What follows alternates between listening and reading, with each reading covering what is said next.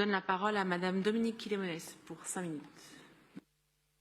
Madame la maire, mes chers collègues, notre majorité porte des ambitions importantes en matière de ville durable et solidaire.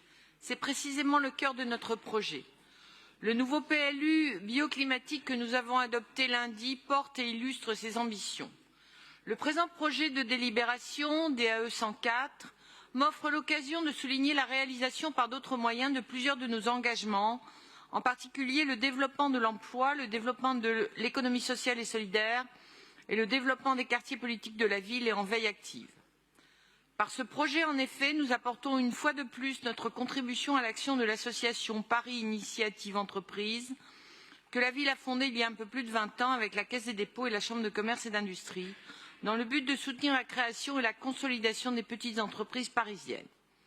Nous avons progressivement fait en sorte que cette action de soutien économique soit également un levier pour l'activité et l'emploi de proximité, pour l'entrepreneuriat à impact dans sa diversité en réponse aux besoins de nos quartiers. La récente crise sanitaire en 2020-2021 est d'ailleurs venue conforter le bien fondé de cette orientation. Grâce à l'ensemble des outils financiers mobilisés par Paris Initiative Entreprise, ce sont 2428 emplois qui ont été créés ou consolidés en 2022. 53% des créateurs d'entreprises sont en situation de précarité professionnelle, notamment des demandeurs d'emploi, 27%. Des demandeurs d'emploi de longue durée, 26%, et des salariés en rupture conventionnelle. Parmi les entrepreneurs accompagnés, 59% sont des femmes, 21% des habitants issus des quartiers prioritaires de la politique de la ville. Enfin, 35% des entreprises financées ont un ancrage dans un quartier prioritaire.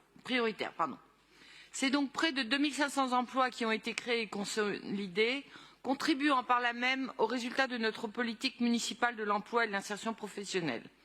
C'est pourquoi nous voterons avec enthousiasme en faveur de la subvention qui est proposée à cette association partenaire au regard des objectifs qu'elle porte pour 2023, parmi lesquels l'objectif d'accueillir 1500 nouveaux projets, dont 200 en économie sociale et solidaire, 20 en alimentation durable et au moins 15% de projets ancrés dans les quartiers prioritaires de la politique de la ville. Je vous remercie. Merci.